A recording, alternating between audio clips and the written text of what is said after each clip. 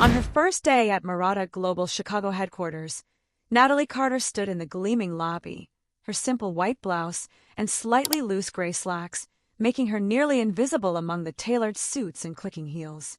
No one suspected she was the heir to one of America's wealthiest dynasties, the Carter name synonymous with old money and silent power, forged through generations of strategic alliances and unyielding resolve.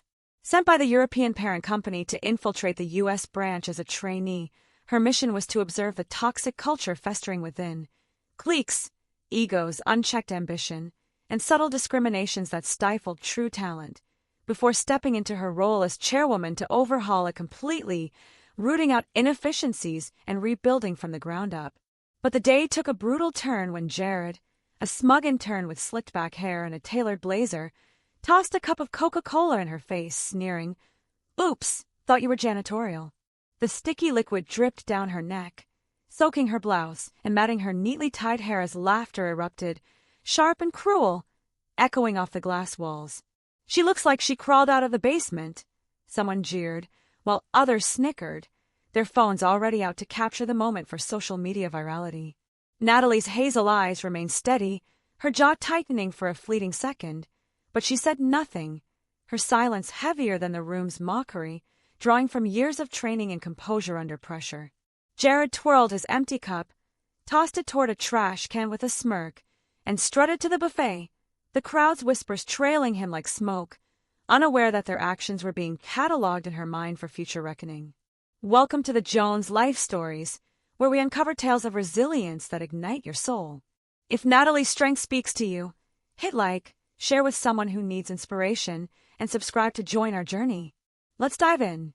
Natalie's mission was clear: blend in, watch, and expose the rot within Murata Global before reshaping it with precision. The Carter family legacy wasn't just wealth, it was influence, built over decades of strategic moves, quiet philanthropy, and quiet authority that commanded respect without demands. She'd grown up in a world of private tutors, gilded ballrooms, international travels, and lessons in power that didn't need to be flaunted, learning early that true leadership emerges from observation and action, not bravado. Here, though, she was a nobody, her trainee badge swaying against her chest as she moved toward the elevator, the soda still clinging to her skin like a badge of their ignorance. A group of junior account managers, led by Vanessa with her platinum blonde bob and a sneer that could cut glass, blocked her path. "This elevator's for staff, not temps," Vanessa said loudly, her designer watch glinting under the fluorescent lights. "There's a service lift in the back. Smells like garbage, but you'll fit right in." The group laughed, their eyes raking over Natalie's damp blouse, judging her worth in seconds. She paused, her hand hovering over the elevator button, then turned, her gaze locking onto Vanessa's with a quiet fire that made the woman's smirk waver, revealing a flicker of doubt. "I'll take the stairs," Natalie said, her voice even and measured, and walked away, her flats echoing in the sudden silence that followed, leaving the group to exchange uneasy glances. Vanessa tossed her hair, muttering, "She's nobody," but the unease in her eyes betrayed her, as if sensing an undercurrent she couldn't quite grasp. At the Jones Life Stories, we know the strongest voices are often the quietest. Natalie's about to show them. Drop a comment with where you're watching from, and let's keep this story rolling. The networking mixer buzzed with corporate ambition, executives orbiting power like planets around a sun, interns chasing clout with forced laughter, and Natalie watching from the edges, her blouse still tacky from the soda, analyzing every interaction for signs of the company's deeper flaws.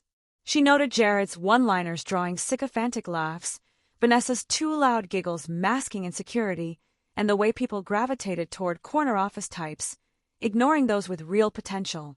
Then, a sharp-eyed woman in her 60s, Margaret, a senior advisor with decades at Murata, caught her attention. Margaret stood apart, her gray bob framing a no-nonsense stare, watching the room like a hawk surveying its territory. When her gaze met Natalie's, something shifted, recognition, not pity, as if she saw through the disguise to the powerhouse beneath. Margaret approached, her heels clicking purposefully, and handed Natalie a thick folder stamped confidential. "Direct message from the chairman," she whispered, her voice low to avoid prying ears. Review the restructuring blueprint before tonight's closed meeting. It details the financial overhauls and personnel shifts needed. The folder was heavy, stuffed with papers that could reshape careers and fortunes. A nearby employee with a too-tight tie overheard, stammering, "Wait, what chair?" Natalie gave Margaret a small nod, saying only, "Thank you," and walked away, the folder under her arm, leaving the employee's jaw hanging in confusion.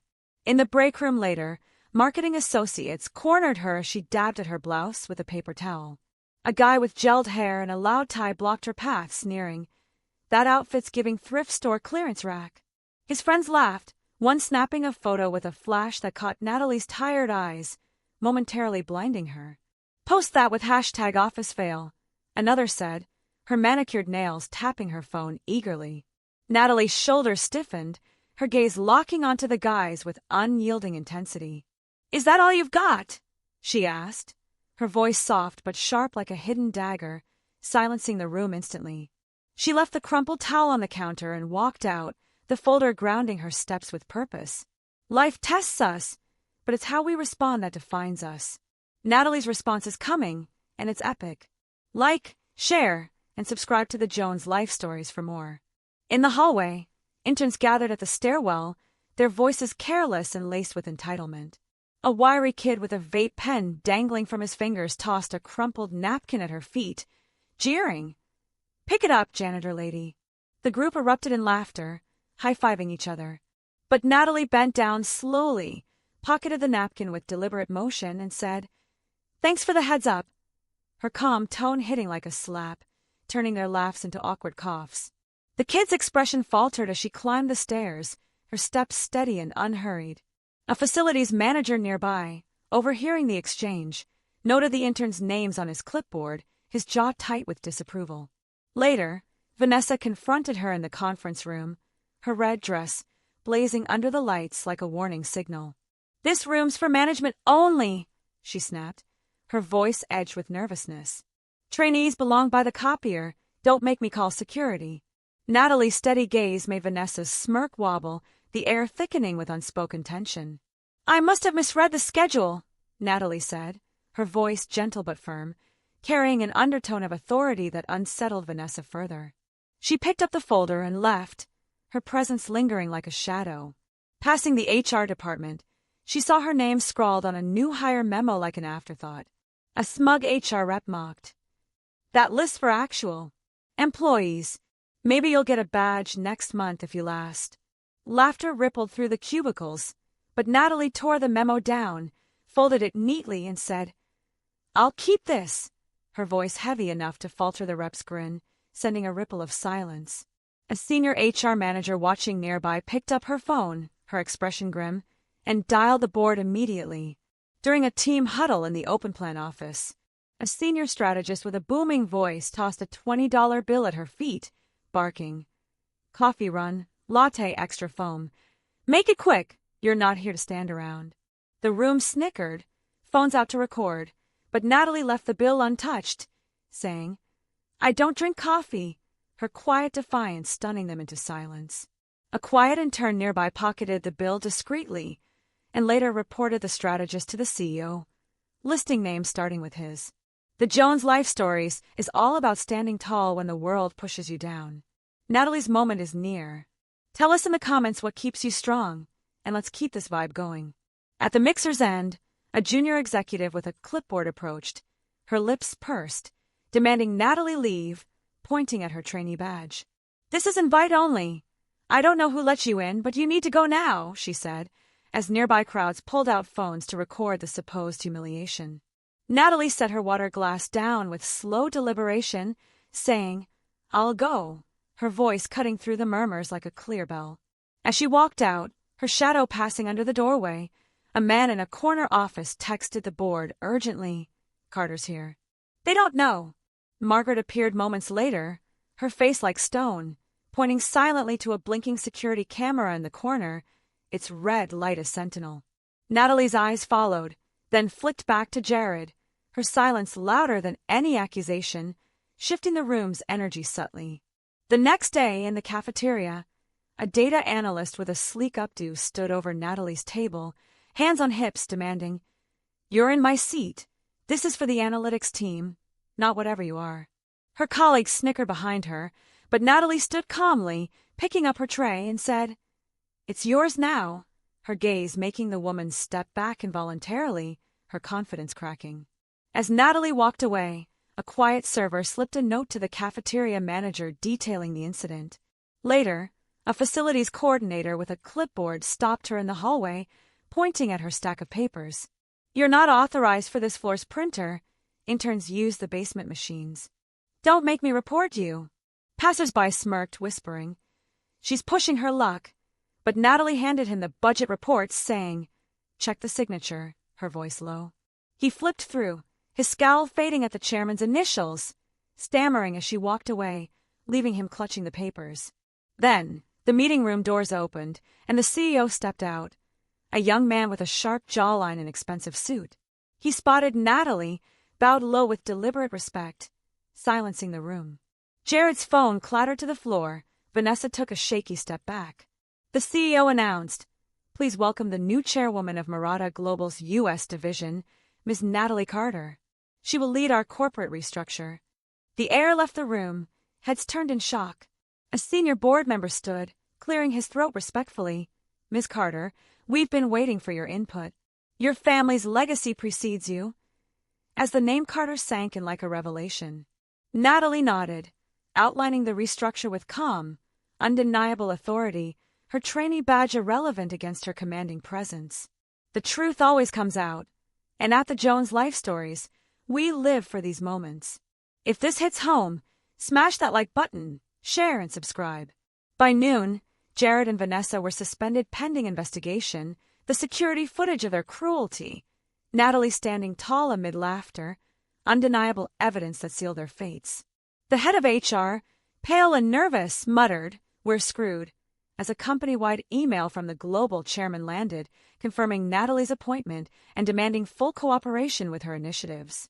Those who'd shown kindness, an IT guy who offered a towel after the soda incident, wiping her face with genuine concern, a junior designer who smiled warmly in the hallway, offering a quiet word of encouragement, were called to her office not for reprimand but for well-deserved promotions, new contracts handed over with a simple thank you.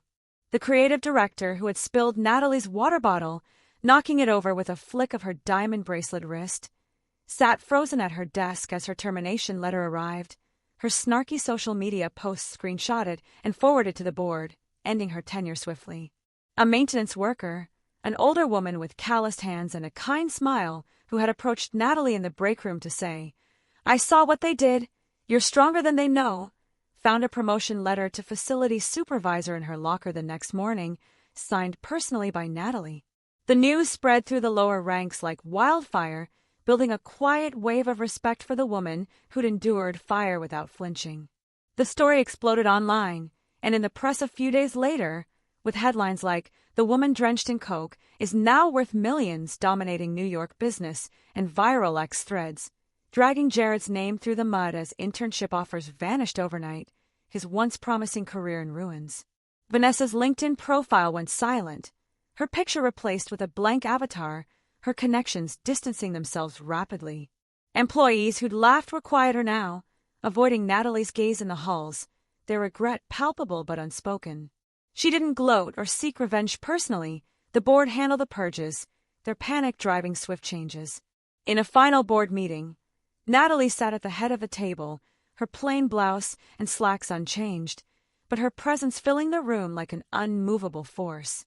A junior executive, one who'd stayed neutral during the chaos, handed her a sealed envelope from the European office, a handwritten note from the global chairman, her father's old friend. "You've done us proud, Natalie.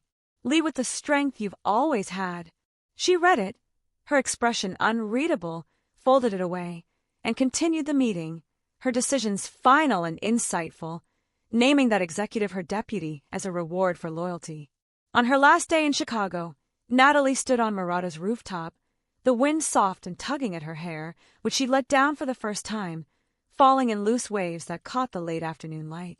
The city stretched below, all steel, glass, and relentless energy, a testament to human ambition. Her husband arrived quietly, tall and unassuming, his calm matching hers perfectly. He didn't need to speak. The way the space around him stilled said enough. Natalie turned to him, her eyes softening in a rare display of vulnerability, a reminder that even powerhouses have anchors. She didn't need rescuing. She never had, but his presence reinforced that she wasn't alone in her battles. The skyline hummed with life, and she smiled faintly, her hand steady on the railing. She'd been judged her whole life, dismissed for being too quiet, too plain, too restrained, but she'd learned early, you don't need to shout to be heard. You just need to stand firm, and the world adjusts around you. It always does. Through heartbreak, betrayal, and healing, Natalie's tale shows us the power of quiet resilience. At the Jones Life Stories, we celebrate those who rise above. Where are you watching from? Drop a comment, hit like, share this epic tale, and subscribe to keep the inspiration flowing. Let's stand taller together.